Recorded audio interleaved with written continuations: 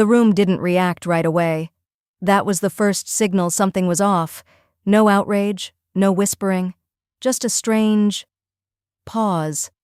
Like the entire floor had quietly lost a central line of code, and nobody knew which function had just stopped running. She didn't argue, didn't negotiate, didn't even look surprised.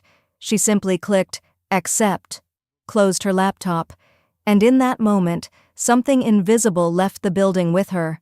It wasn't a position. Not really. It wasn't even authority. It was the one thing no one had ever documented, and no one had ever priced. 5 hours later, when the $37 million deal came under review, the room felt very different. Because suddenly, the question wasn't why she left. It was, what exactly left with her? By 9:12 a.m., the narrative was already set. Cost optimization. 2 words, clean, surgical, almost elegant. The kind of phrasing that looks perfect on slides and feels safe in boardrooms. The kind that gets nodded through without resistance. The email went out company-wide at 9:17. Neutral tone, no names in bold, no visible tension between the lines. As part of our ongoing efficiency strategy, people skimmed it between meetings. Some paused for a second longer when they saw her name. Most didn't. Because from the outside, it made sense. She wasn't loud. She didn't present. She didn't push visibility. There were no weekly updates with her face on them, no dashboards branded with her initials, no aggressive self-positioning in leadership calls. If you didn't look closely, she was replaceable. That was the conclusion. And conclusions, once accepted, move fast. At 9:26, her system access was reduced, not cut, just narrowed. At 9:31, her calendar was wiped clean for the next 2 weeks. At 9:34, HR scheduled the exit formalities. The process worked perfectly. Too perfectly. Like a script that had been rehearsed so many times, nobody questioned whether this case actually fit the template. She walked through it with the same quiet precision she had always worked with. No hesitation, no visible resistance. When HR asked if she had any questions, she shook her head slightly. When they mentioned transition planning, she just said, "Everything critical is already documented." That was the second signal. No one followed it. Because documented sounds safe, it sounds complete, it sounds like control has already been preserved. But documentation isn't ownership, and systems don't run on files. At 10:02, she packed her desk. Not dramatically, no symbolic gestures, no slow emotional pauses. Just the essentials. A notebook, a charger, a single folder that had never been shared on any internal drive. Someone noticed that folder. They almost asked about it. Almost. Then a Slack notification pulled them away. By 10:11, she was out of the building. No farewell message, no closing statement, no visible ripple. The office absorbed it the way large systems absorb small errors, quietly, almost imperceptibly, because everything still looked operational. Dashboards were green, meetings were still happening, deadlines hadn't moved. On paper, nothing had broken. At 10:47, the first question appeared. Not loud, not urgent, just slightly misaligned. "Hey, quick check. Who's handling the final validation on the $37 million deal?" 3 people read it. 2 assumed someone else knew. 1 started typing, then stopped. Because technically, the answer existed. Practically, it didn't. By 11:20, a second message surfaced. Then a third. Small inconsistencies, minor delays, nothing that would trigger escalation, nothing that would justify concern. But they all pointed to the same empty space, a role that had never been formally defined, suddenly not being filled. At 12:05, someone opened the shared drive. They searched for the process documentation she had mentioned. It was there, structured, clean, impressive, and somehow insufficient. Because every critical step ended with the same quiet assumption. Final confirmation? Manual. No name attached, no logic behind it, just a silent checkpoint. By 1:14 p.m., the room started to feel it. Not panic, not yet. but a subtle shift in posture, a tightening of attention, conversations becoming slightly shorter, slightly sharper, because the system was still running, but no one could explain why.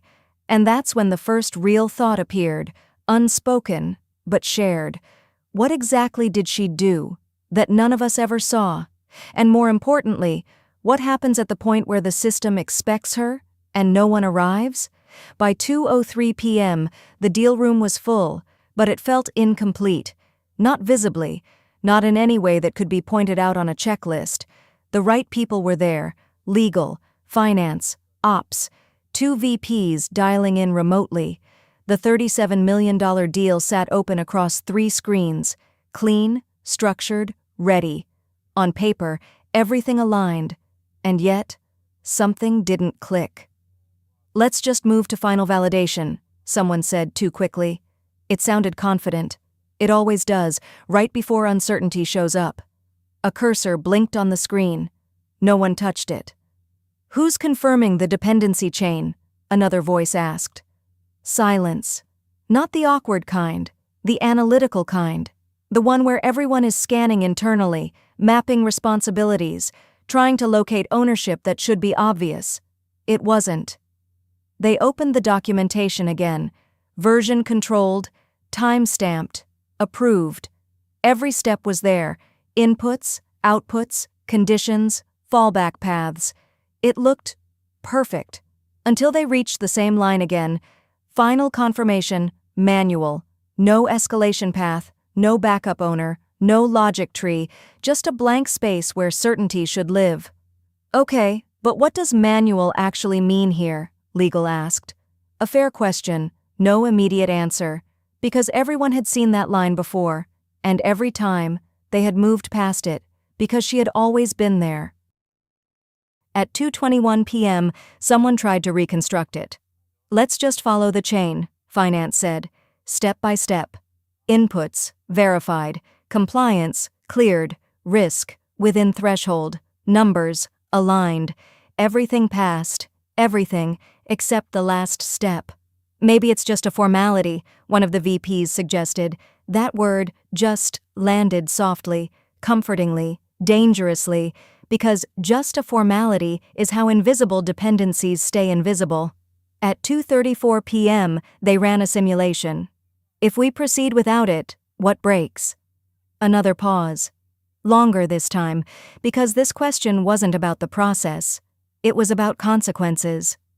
"Worst case," legal said slowly, "the deal gets contested." "Contested how?" someone asked. "On execution validity." The room shifted. That wasn't theoretical anymore. At 2:41 p.m., someone pulled up the investor agreement. Clause structure, clean, tight. Until they reached a section that hadn't been discussed in months. A small clause, buried deep, not highlighted, not flagged, because it had never been a problem.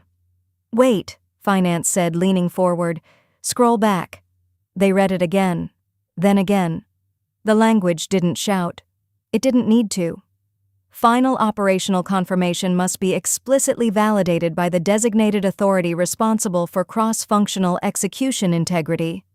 "Who's the designated authority?" one of the VPs asked. Silence, not confusion, recognition. Because now they remembered, not officially, not on org charts, not in titles, but in practice, it had always been her. At 2:49 p.m., the room changed. The air didn't get louder, it got thinner, because this wasn't about missing a step, it was about a condition that had just become impossible to satisfy. "Can we assign someone else?" Ops asked. "Not retroactively," legal replied. "Why?" "Because the clause ties validation to historical execution ownership." Another pause, sharper. At 2:56 p.m., someone said it out loud. "So without her, we can't legally confirm the deal?" No one answered. They didn't need to. Because 5 hours earlier, at 9:12 a.m., the company had optimized costs, and at 2:56 p.m., the system returned the real number. Not in a report, not in a dashboard, in a silence that no one could negotiate. The cursor was still blinking, waiting for a confirmation that no longer existed, and somewhere in that gap, between a signed exit form and an unsigned validation, the $37 million deal stopped being real. They just hadn't said it yet. But everyone in the room felt it. This wasn't a delay. This was collapse. In your system, what looks like a roll, but is actually a checkpoint no one can replicate? Because real leverage doesn't announce itself. It doesn't sit in titles. It doesn't ask for recognition. It quietly becomes required. And the moment it's gone, everything that depended on it starts asking questions no one prepared to answer. By 3:07 p.m., the word collapse still hadn't been said. Not because they didn't see it, because once you say it, you own it. And ownership today was already complicated. "Let's not escalate yet," one of the VPs said. "Calm, controlled. Let's just clarify options." Options, a word that suggests movement, even when there isn't any. At 3:12 p.m., legal began mapping scenarios. If we proceed without validation, execution risk is high. If we delay, counterparty confidence drops. If we amend, requires full reapproval. Each path looked viable, until you followed it to the end. That's where they all failed. Quietly. Consistently. "Can we contact her?" Ops asked. The question landed sharper than expected, because it cut through everything: process, protocol, posture, and went straight to dependency. "Technically, no," HR replied from the edge of the table. "Her exit terms are already activated." "Activated how?" "Immediate disengagement, no operational involvement post-signature." Another silence. This one, heavier. At 3:19 p.m., someone opened her exit form. Digital, clean, time-stamped. No annotations, no friction, just one detail that suddenly mattered more than anything else. Effective immediately. "Was there a transition clause?" Finance asked. "Yes," HR said. "Standard language." "Standard how?" "Knowledge transfer, documentation, availability if required." "And?" HR hesitated, a fraction of a second, just enough to be noticed. "And subject to mutual agreement." The phrase hung there, neutral, reasonable, harmless, until you needed it. At 3:24 p.m., the room recalibrated, because now it wasn't just about the deal, it was about access, and access had just become conditional. "Okay," one of the VPs leaned forward, "then we reach out, offer a short-term consult, get the validation done." It sounded practical, fixable, contained. "On what basis?" legal asked. "Commercial." "She has no obligation." "We'll create one." "You can't, not after execution." The words were precise, final. At 3:31 p.m., someone checked her system logs. Last activity, 10:09 a.m., no pending tasks, no open approvals, everything closed, as if she had known exactly where the line was and stopped right at it. "Maybe we're overcomplicating this," another voice tried. "Maybe we can replicate the logic." That word again, maybe. A soft entry into hard failure. They tried, step by step, input by input, reconstructing not the process, but the intent behind it. Because the documentation showed what to do, not why it worked. At 3:44 p.m., the attempt stalled, not dramatically, just stopped, like a system waiting for a key that no longer existed. "Something's missing," Ops said quietly. No one disagreed, because they could all feel it now. Not a gap in data, not a missing file, a missing decision layer. She hadn't just validated, she had interpreted, filtered, adjusted, balanced edge cases no one had formalized. She was the place where contradictions got resolved.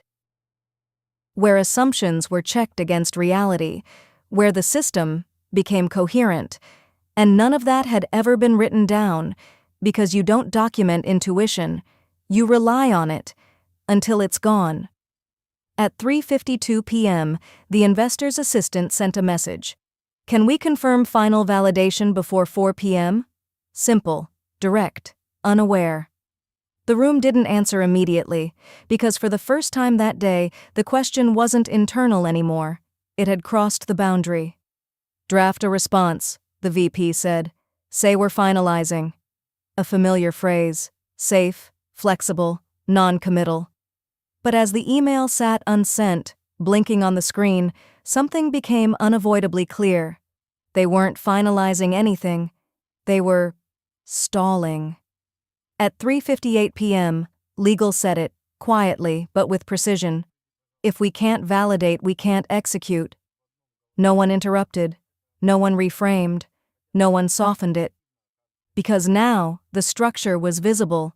The deal didn't collapse when she left. It collapsed at the exact point where the system required her, and no substitute existed. The clock hit 4 p.m. The investor was waiting. The email was still open. And in a room full of authority, process, and perfectly built systems, there was no one who could legally, operationally, or confidently say, yes. At 4:02 p.m., the message was still unsent, not because they were refining the wording, because every version ended at the same invisible wall. You can rephrase uncertainty, you can soften delay, you can even reframe risk, but you can't manufacture confirmation. "Send something," the VP said, quieter now. Not a command, a necessity. At 4:04 p.m., the email went out. "We're completing final validation. We'll revert shortly." Clean, controlled, familiar, and entirely untrue. No one said that part out loud because the system still looked intact. Screens were active, documents were open, people were moving, but the core had already failed. At 4:09 p.m., the investor replied, fast, faster than expected. "We require confirmation before market close. No extensions. No greetings, no cushioning, just terms." The room tightened, not in volume, in clarity, because now the timeline wasn't internal anymore. It had a boundary, and that boundary didn't care about internal gaps. "Call them," finance said. "Buy time." At 4:11 p.m., the call started, voices aligned, tone measured, language precise. They spoke in structures, minor delay, final alignment, procedural check, all technically valid, all strategically empty. "Do you have validation?" the investor asked, direct, no room for architecture. A pause, short, contained, dangerous. "We're in the final stage," the VP replied. Not a lie, not an answer. On the other side, silence. Then, "Is the designated authority confirming execution?" There it was. Not the process, not the deal, the condition. No one in the room moved, because this wasn't a question you could redirect, it was binary. "Can you confirm?" the investor repeated. Still calm, now sharper. At 4:14 p.m., the system reached its edge.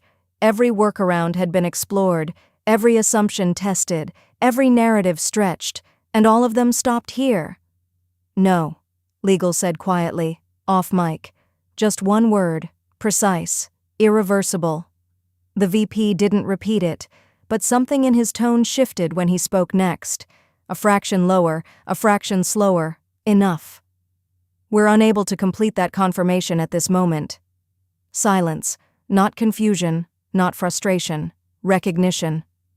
"Understood," the investor said. And in that single word, everything recalculated. No raised voices, no visible reaction, just a clean, immediate adjustment, like a system that had already prepared for this branch.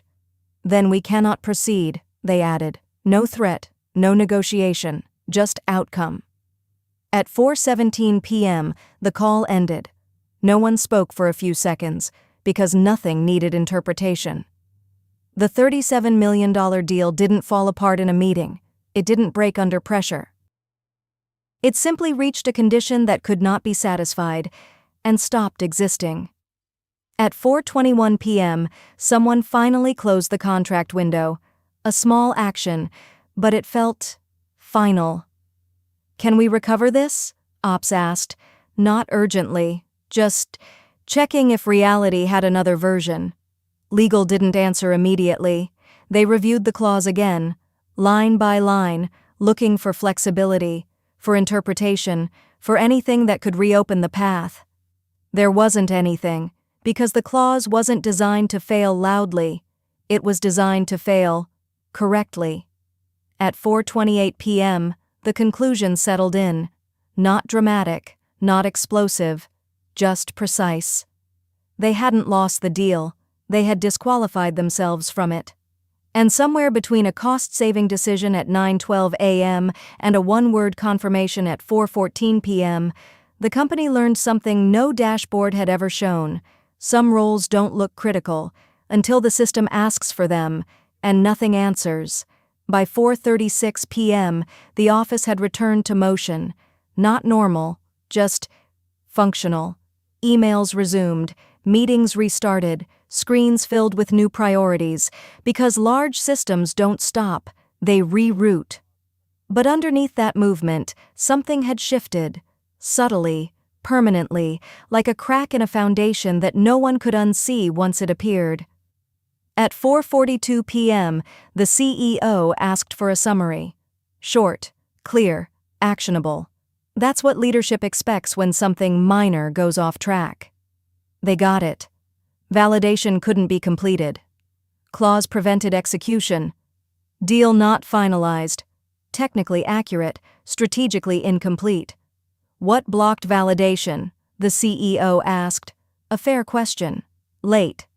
The room didn't rush to answer, because this wasn't about a missing document or a delayed approval.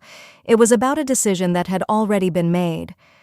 The designated authority is no longer with the company, legal said. Flat, neutral, precise. A pause, longer than before, because now the timeline connected. When did that happen? The CEO asked. 9:12 a.m. The number landed differently this time, not a timestamp, a pivot. At 4:49 p.m., no one needed to explain the sequence anymore. It was clear, clean, uncomfortable. A cost had been removed, a dependency had been revealed, an outcome had been enforced. Can we reverse it? The CEO asked. Not emotionally. Operationally. HR answered. No. Can we re-engage her? Only if she agrees. Another pause, because now the company wasn't evaluating a process, it was negotiating from a position it didn't recognize. Reach out, the CEO said. Offer terms. At 4:56 p.m., a message was drafted. Careful, respectful, measured, an invitation, not a request, a reframe, not an admission. It sat unsent for a moment, because everyone in the room understood something that hadn't been said yet. The leverage had moved. Completely. At 5:02 p.m., the message was sent, and for the first time that day, the company was waiting. Not for approval, not for alignment, for a decision it no longer controlled. Outside, the building looked exactly the same. Glass, light, movement, no visible sign that anything had changed. But inside, one quiet realization had settled into place. She hadn't been part of the system. She had been the condition that made it valid. And conditions don't argue, they don't negotiate, they don't adapt to urgency. They either exist, or they don't. At 5:11 p.m., her reply came in. Short, unformatted, unhurried. I'm unavailable.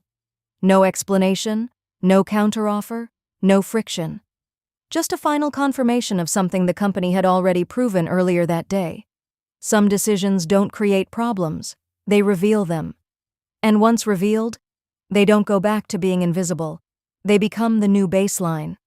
The dashboards would update tomorrow, the reports would adjust, another deal would be pursued. But this one would stay, not as a failure, but as a calculation. A precise, irreversible equation. Remove what you don't understand, and eventually, the system will show you its true cost.